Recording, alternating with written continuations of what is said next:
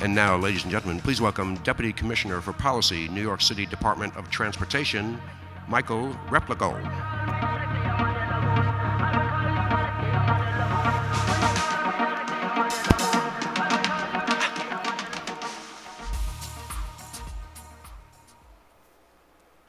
Right, well, welcome to our session on transforming transportation. We have a really interesting group of panelists here for a conversation today about the future of transportation. And at this time, we're looking to bring on stage Dan Galves, Chief Communications Officer from Mobileye.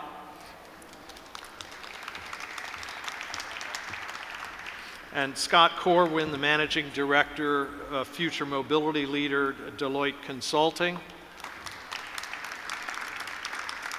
John Moavenzadeh, who's the Head of Mobility Industries and System Initiatives for the World Economic Forum. And Michael Masserman, Senior Director for Federal and International Government Relations at Lyft.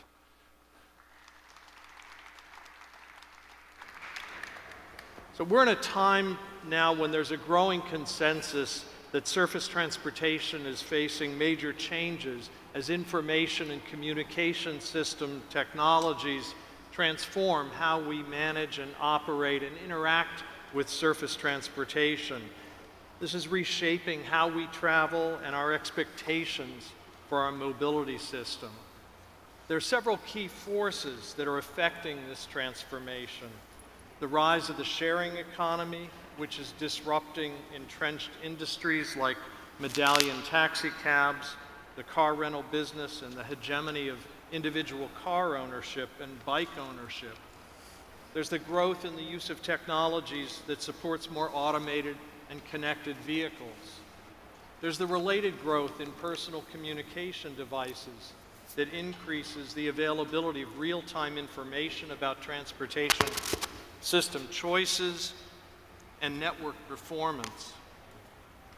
And then there's a generational shift in attitudes towards consumption of mobility and real estate, with younger age cohorts acquiring driver's licenses and motor vehicles at far lower rates than the generation before them.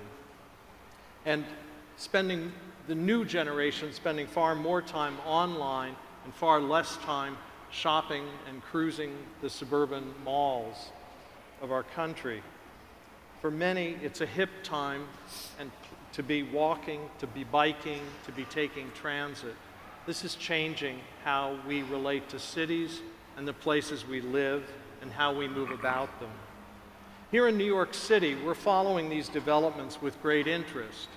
We're looking to adopt policies to help this transformation advance our top policy goals, including making sure that no one pays a death sentence for making a mistake in the traffic system.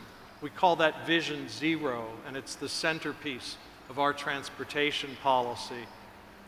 We're also looking to boost equitable access to jobs and opportunities for everyone in our city, regardless of their income or their disability status.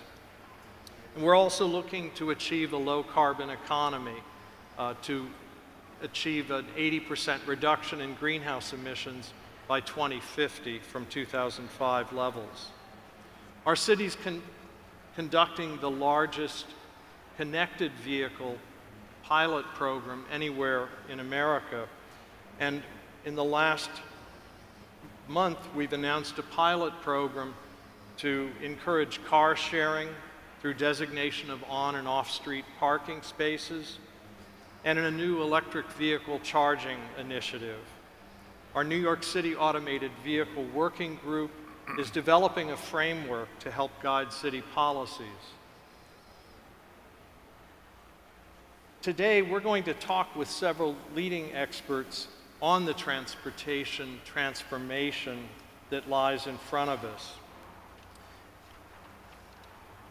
Dan Galves from Mobileye is a leading technology provider in developing sensors and image analytics to support vehicle automation and smart traffic analytics. Scott Corwin at Deloitte has been talking to leading business executives and leaders in government and industry around the world over the last couple of years to develop new perspectives on the future of transportation. John Moavenzadeh at the World Economic Forum is helping convene conversations of those who are defining the changing global industry landscape in this arena. And Michael Masserman at Lyft is helping to lead that company in its efforts to develop new e-hail and ride-sharing services across the world.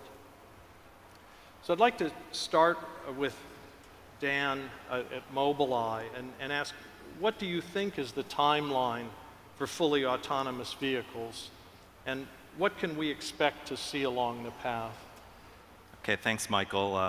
You're doing great work in New York City. I'd also like to thank Smart Cities for putting on this important event. Just a few points about Mobileye for those who don't know us. We're an Israeli company. We were founded in 1999.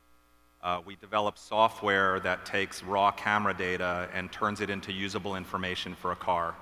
So our current business is to provide software that enables systems called advanced driver assist systems. So these are things like automatic emergency braking, lane departure warning that are going on cars today. We've been chosen by most of the automakers in the world to provide these systems. We also sell aftermarket products, so warning systems that can be put onto vehicles after they're produced. Just to give you a sense, there's over 1 billion cars in the world. We've produced about 16, we have our technology on about 16 million vehicles that were new vehicles, so that means the vast majority of the vehicles in the world have potential for our products to help these vehicles to avoid collisions through warning systems. And over the next 5 years, we have relationships with companies like Audi, BMW, Nissan, GM to develop fully autonomous systems with our software that interprets camera data as well as crowdsourced mapping.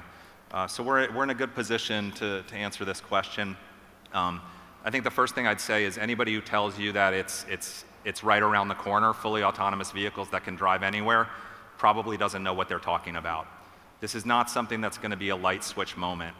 What you're seeing today are some vehicles starting to be seen on the roads with autonomous capabilities, but they're the definition of prototypes. They have hundreds of thousands of dollars of equipment on the roof.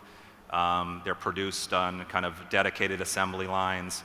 And really, any time that they run into some unexpected situation, the safety monitor has to take over. Our programs are intended to start to produce fully autonomous vehicles off normal assembly lines with reasonable costs around 2020. But these cars are not going to be able to go everywhere right away. So what we're going to see is these initial vehicles are going to be deployed in test fleets, 100 cars in one city, 100 cars in another city. And the point will be really to do two things. One is to start generating a lot of data to validate the technology, to see what's working, what may not be working. There will always be a safety monitor in the vehicle to take over in case something goes wrong.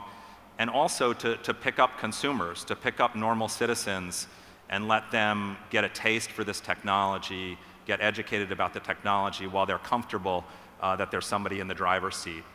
We feel like that's about a 3 or 4 year process, and then somewhere 2024, 2025, we feel like we'll start to see mass-produced, fully autonomous vehicles that can drive everywhere. So I think it's going to be a fairly long timeline, but there's going to be a lot of milestones to watch along the way, and that's kind of what we see right now. Let me turn to you, Scott. Some leading thinkers in the area of future transportation talk of transportation hell versus transportation heaven. The former vision's often associated with a continuation of high levels of private vehicle ownership and use with empty ghost vehicles clogging up roads, with hyper-sprawl development, and low levels of government management of transportation networks and systems. Some advocates for the latter vision focus on the need to combine shared, electric, and eventually autonomous vehicles under a framework where governments manage networks more like public utilities, measuring and rewarding system performance. Do you think that kind of a dichotomized framework is useful to understanding the societal choices we face now, and what does it imply for action now? So, Michael, thank you very much for that question, and I want to thank Raj and Simon and Jerry and the whole Smart Cities team for hosting us today. The creator of that statement is Robin Chase, who is the founder of Zipcar, happens to be a very good friend of ours, and she painted a scenario where, assuming your estimates are even in the ballpark, and I actually think they are pretty close. We kind of agree with that. The vision of autonomous drive sort of pods in urban areas where they're kind of on demand, and our estimates are that on a per cost basis will be significantly less than a privately owned car. They'll be cheaper than a taxi. So the demand will be quite great, and especially to go from point A to point B. And Robin's point was, have we improved the ability to move people if we have all these vehicles running around empty to pick people up, or after they've dropped you off, delivering packages and whatnot? And so she calls that the hell scenario and wants us to very much mandate that these vehicles need at least one, if not two people in them. I'm not sure that that's the right answer, but I think she raises a really good point.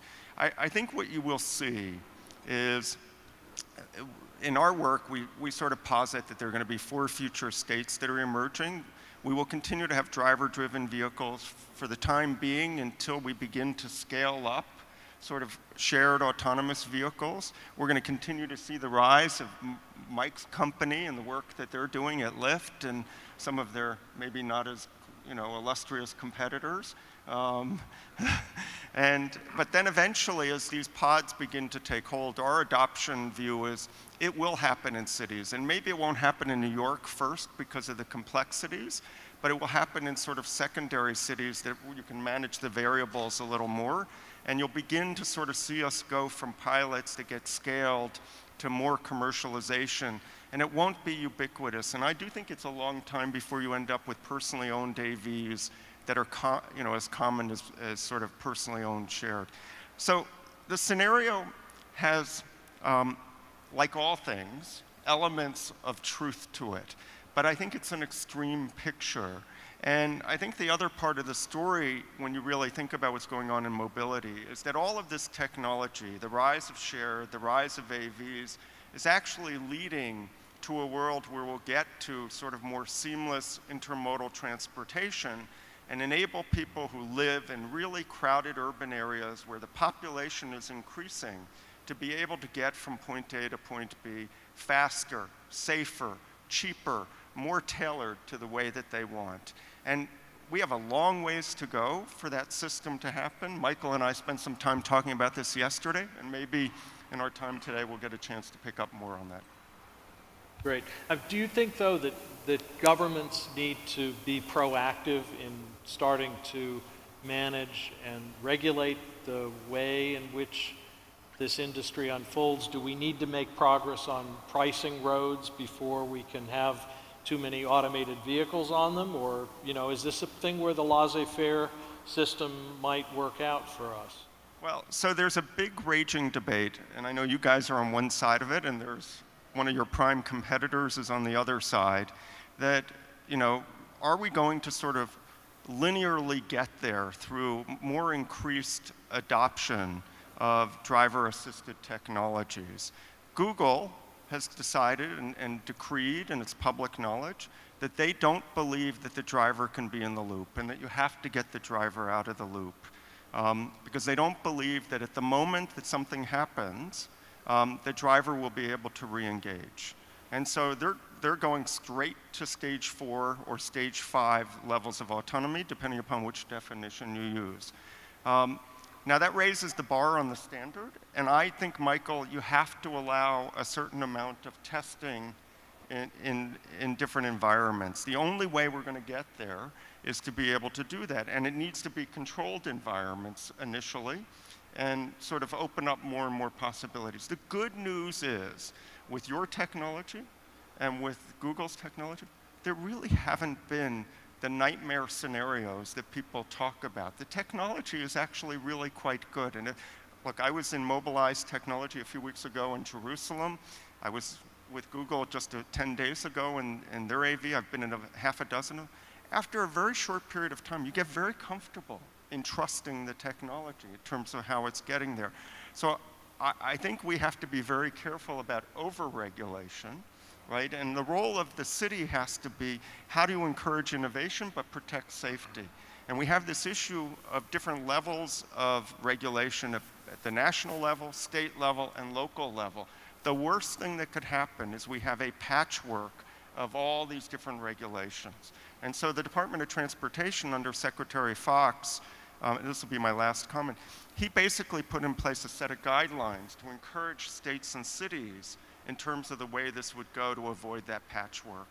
And you're seeing it play out, and what's happening, by the way, is that this is an engine of economic innovation and development, and some states, particularly some states with red governors, are saying this is a chance to build the industry of the future, and they're actually being quite open in trying to encourage this innovation. Let me turn to you, John. Do you think leaders in smart cities and industry need to focus on the strength? What do you think leaders in cities and industry need to focus on in order to strengthen the likelihood that we get safe rollouts of these new technologies and that we get more sustainable and equitable outcomes rather than the dystopic future that some fear? And what makes you optimistic or pessimistic about the ability of governments to be able to positively influence the outcomes here? Yeah, well, I think that there is a very important role for cities to play as we undergo this 2-decade transition to fleets of shared, autonomous, and probably electric vehicles. And I think that cities can act as kind of laboratories to test the different approaches to autonomous vehicle technology. And I mean, as we all know, cities have different architectures, different layouts, different urban designs. I mean, Boston is different than LA. And so I think there's ways to learn through cities, and we have to encourage that process of cities being willing to embrace this technology and to encourage innovation, because there will be a lot of learning that can be shared among cities. But as we think about that endpoint and the amazing opportunity, I mean, 1.25 million people are killed every year on the world's roads. We talk about the trolley problem with autonomous vehicles. Oh gosh, does the AV kill, the mother with the baby carriage or the elderly couple? I think in a way it's a distracting question. I mean, I think we should be focused on so many lives that will be saved with this technology rather than the few lives that will be lost. Now, to get there, I think that the pricing question is very, very important. How do we fully account for the true cost of a vehicle using the urban road infrastructure? A vehicle has a footprint, it has a certain amount of weight, it's in a specific location on the roads at a specific time, whether it's rush hour during the football game or at 3 o'clock in the morning.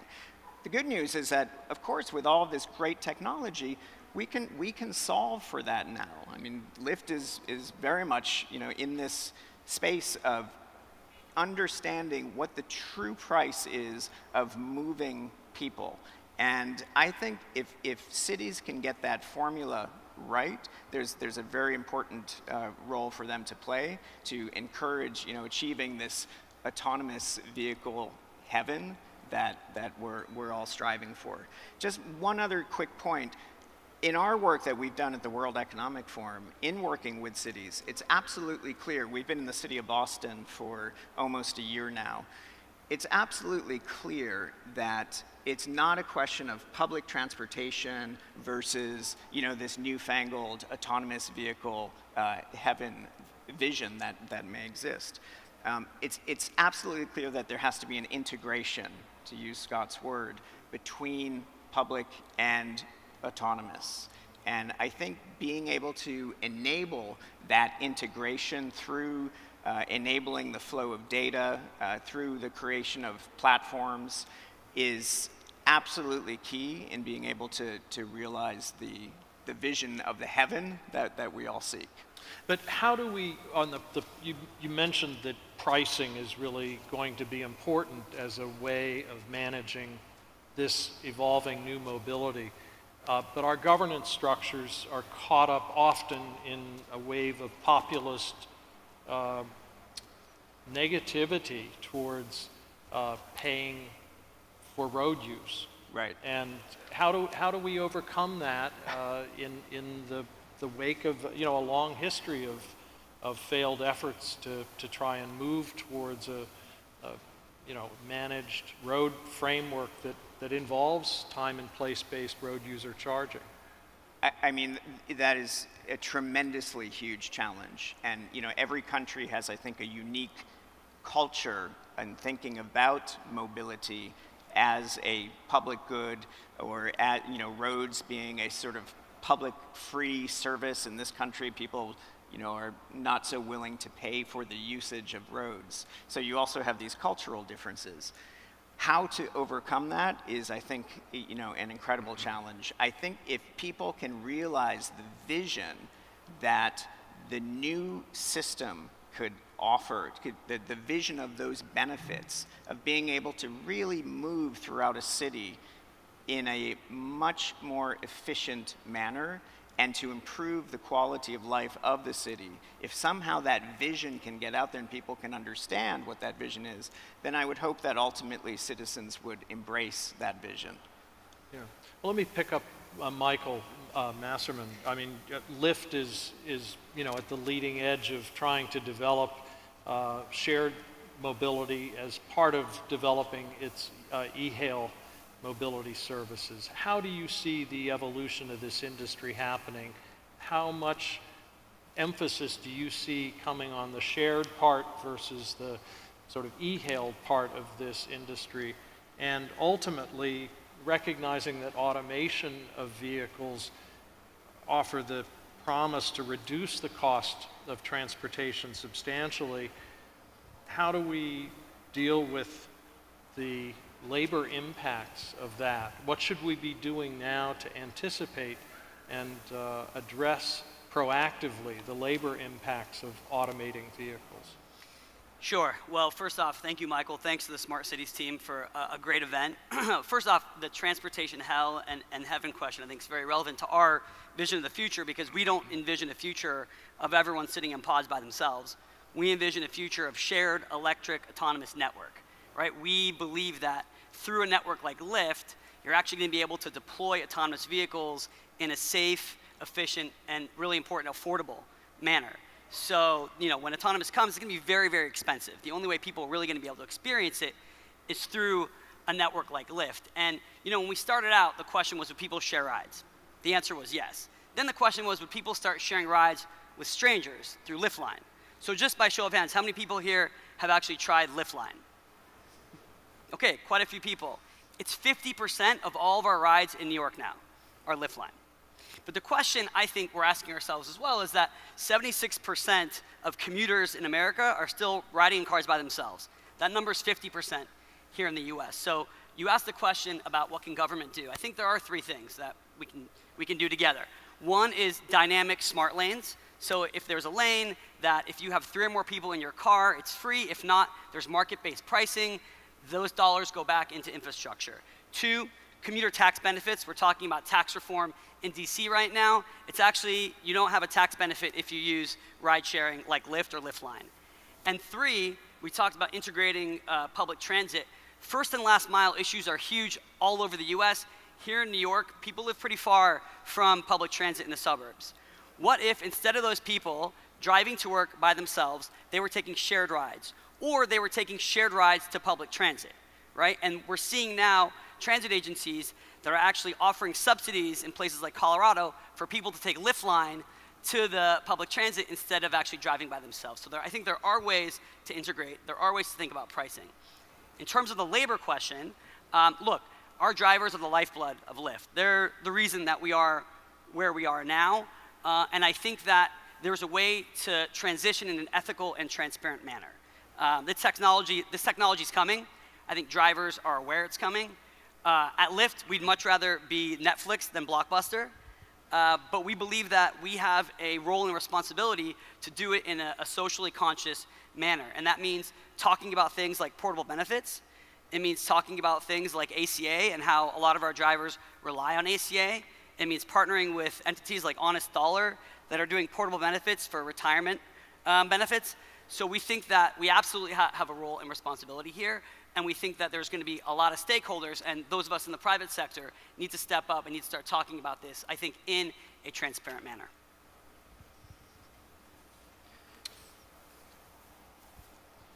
Does anyone else want to weigh in on this? Yeah, I mean, I'll follow up a little bit. I think, you know, one thing that's important is I think public and private interests are pretty well aligned here. We're all kind of looking for the same goal, a more efficient, lower cost transportation. I think that, you know, there's definitely going to be challenges, but I do feel like there's a lot of distractions that come out about this theme when the end game is so positive, right? You can think about parking spaces. I've seen estimates that there are up to 2 billion parking spaces in the US. That's 8 parking spaces for every 1 car. Lower cost transportation. I mean, you talk about there is going to be this kind of transition from drivers to no drivers, but I think from a socioeconomic standpoint, the biggest benefit of this could be for lower income people. I mean, I have a pretty nice car now, and it's got a warranty, so I don't have to worry about you know, a repair, but I can remember the days where I was driving around in a 10-year-old car just in fear of that day when it broke down. I was, you know, a $2,000 repair bill, and I had to take taxis to work back and forth. I mean, if I could, back then, get rid of that car and have equivalent cost transportation that was on demand, that was flexible, that was always there for me, it would be a no-brainer to do. So I think, you know, the end game here is so important that I think, you know, we need to kind of focus on that. And in terms of cities, I would say that, you know, my biggest piece of advice to cities is get involved now. Host one of these initial deployments of test vehicles, because then you'll get a ringside seat on how people are using the systems, what are the challenges, what are the benefits, and you'll be in a better position to kind of be proactive in terms of managing it. Go ahead. So I want to pick up on 2 things, Michael. One is the question you were asking about financing of John.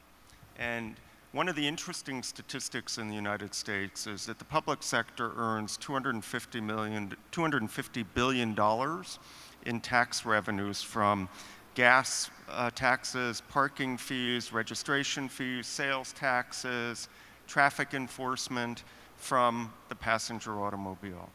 In cities, those numbers are going down. The number of car sales of personally owned cars are going down. And we need to get to a point where we start to price for the negative externalities associated with the vehicle. And you're absolutely right that it takes massive political courage to do that. You know, this city went through it and was unable to get congestion pricing. London did it and was successful. And, you know, my understanding, I haven't spent a lot of time in London lately, is that it really did clear the city center, but it's now kind of clogged with ride-hailing vehicles. You go to Amsterdam, and it's really interesting how in the last few years, the number of private passenger vehicles traveling through that city is way down, and people are using alternative forms of transportation. Now, that has been done as sort of a social collective consciousness. It's been done through taxation. It's been done through sort of trying to manage both the supply and the demand side.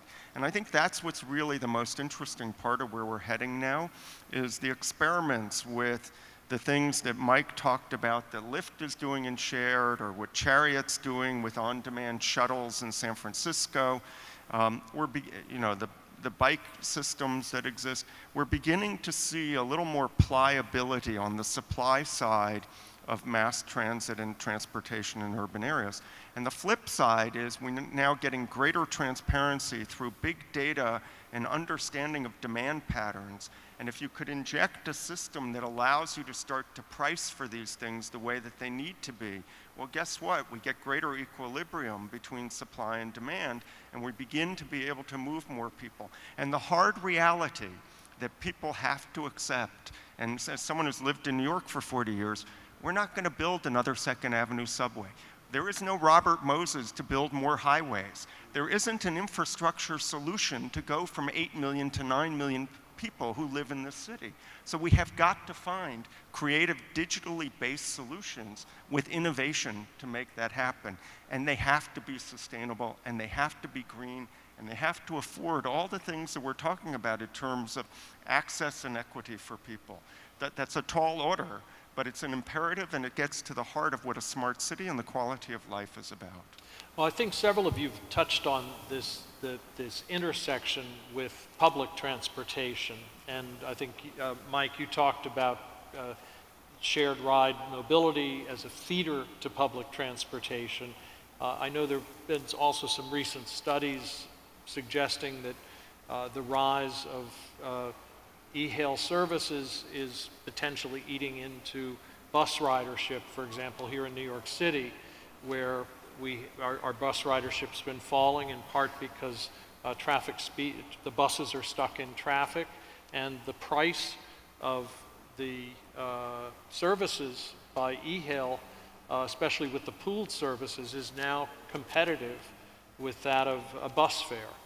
How do we appropriately move forward in a way that protects the efficiency of higher capacity public transportation while also accommodating the increased mobility and access and the cost savings that can be gained from these new shared mobility services if they're integrated with that larger collective transport system? How do we make progress on that? I just take notice of a report that just came out today from the Institute for Transportation and Development Policy and University of California, Davis, called 3 Revolutions in Urban Transportation, which is a new global study looking at how to achieve the full potential of vehicle electrification, automation, and shared mobility in urban transport systems around the world by 2050. And the basic thesis is if all we do is electrify and automate, that we really don't get to sustainability or to a 2-degree climate scenario, that we really need that shared mobility piece with some strong government policy support to help support walking, cycling, and public transport, and right-sizing of vehicles and the more effective, the displacement of private motor vehicle transportation largely by shared mobility systems. I would just say that I think the sharing is absolutely essential, and there have been a number of studies that have done some modeling work that have indicated that to really get that increase in mobility throughput in a city, to move a city better, you have to have that element of that pillar of the stool. Now, so how do you get there? A big part of it is a cultural shift, and I think the work you guys have been doing is amazing. I mean, I took a Lyft to come here, and I just took a regular Lyft because I had a conference call. I will take a Lyft line to move away from here because I have a little bit more time on my hands. Now, you ask people like, well, how do you feel about sharing a vehicle? And you get these responses like, well, that takes time, right? And there is a time cost. There is a time cost to sharing, but there's a huge time cost to not sharing. That's infinitely bigger, as you can, according to the Texas Transportation Institute. We're just stuck in congestion, going nowhere. So I think, if we can make those types of arguments to people, I'm just optimistic or maybe quixotic, I don't know, but if you can argue to people that this is a better future and we can get there, I feel that they will accept that argument. In this country, in the US, transportation accounts for 17% of after-tax income. I mean, you know, in the expenditures, it's the biggest single item after housing. I mean, if that 17% can be reduced to 15, 10%, that is a huge opportunity for people to, you know, have a better life. So if we can somehow get to these types of arguments, I hope we can get there.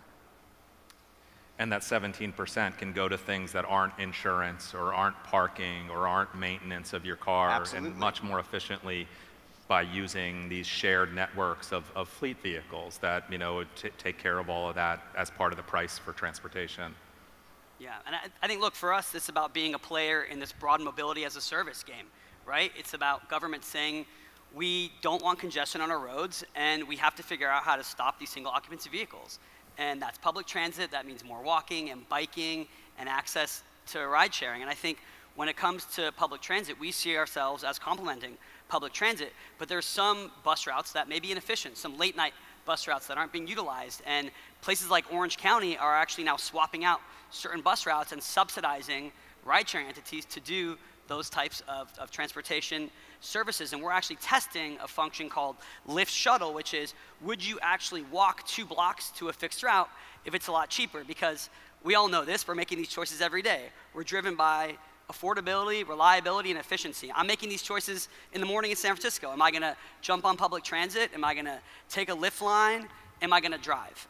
And depending on if I'm running late, it really drives that decision. So I think one other thing about sort of your question is there's a little bit of an inference that public transit is sacrosanct. And public transit is important, but public transit also has to step up its game. And we have to figure out how public transit steps up its game. It's on a relatively fixed route system. We have assets that are not fit for purpose. So you have big buses that are empty, that are clogging up the roads no differently than single or zero occupancy vehicles, right? There are times of day where you need those big buses. We have got to right-size the fleet. There's a really interesting startup in San Francisco called Go Swiftly that has done really amazing work inside cities that looks at the schedule versus the actual times of every form of transportation in cities. And guess what? There are clog points that are knowable and fixable, and you can sort of see what the congestion and the consumption patterns are.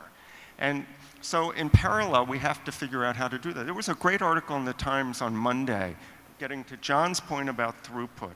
The New York City subway system has an antiquated signaling system that to upgrade is $20 billion and an estimate of 50 years to do.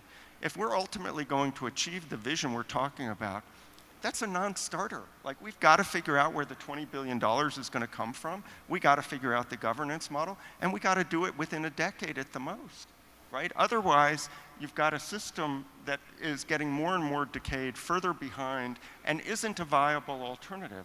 And you know that because you live it every single day, but it's kind of somehow, there is a bit of a social contract that has to work on both sides of this. Right. I'd like to, we don't have much time left, but I do want to bring up one other question before we close, which is about the transition towards autonomous vehicles. And right now we're at the cusp of transitioning to partially autonomous vehicles. And there are some in the industry who think we can jump right to full autonomy, some who think we should go through partial autonomous and have geofencing around areas where vehicles are certified to be safe to operate under certain conditions. I know many in the cities, governments are raising concerns right now, including New York City, that partially autonomous vehicles that may require a driver to suddenly take control of the vehicle because the vehicle can't figure out the complicated intersection that's under construction, or it suddenly starts to snow, or the markings have been scraped off the street, or the bicycles and pedestrians are in a very chaotic flow at that moment in place. And in that moment when the driver may be very much wrapped up in watching a video, how do they suddenly transition to take control? Are we better off to just go to full automation? And how do we make sure cities have a voice in protecting their citizens? And we'll have to be very quick in this response, so we're about out of time. Sure. So, I mean, I'll take a shot at it quickly. I think number one, partial automation is most likely going to be a highway-only technology. Highways are much simpler environments. All the vehicles are going in the same way, no pedestrians. But it requires, you know, once you take the steering wheel out of the driver's hands, even for a few seconds, it requires multiple levels of redundancy, which are not on vehicles right now. And object detection can be done through cameras, so seeing the vehicle, seeing the pedestrians. It can also be done with radar, but knowing the path, knowing the intersections, seeing the traffic signs, seeing the traffic lights, radar doesn't help you, right? So you have a camera, but then the redundancy there is a map, okay? And high definition maps have been very difficult and expensive to build, but we now have a way to crowdsource these through cameras on the road that are going on the road today. So, you know, Mobileye's vision of partial automation is by adding this redundancy for that's called a high definition map that we believe, you know, even if the environment gets too complex for the vehicle system, and you can't get the driver back in the loop right away, the vehicle will be able to maintain a safe path due to these maps. So we feel like it's very, very doable without any type of scientific breakthrough. Okay, good. Well, I think this has been a very interesting discussion. I want to thank all of the panelists for their contributions here, and I think we have found a fairly good consensus that we really need to put all these pillars in place: shared, electric, autonomous, if we're to make a more sustainable, smart city. Thank you.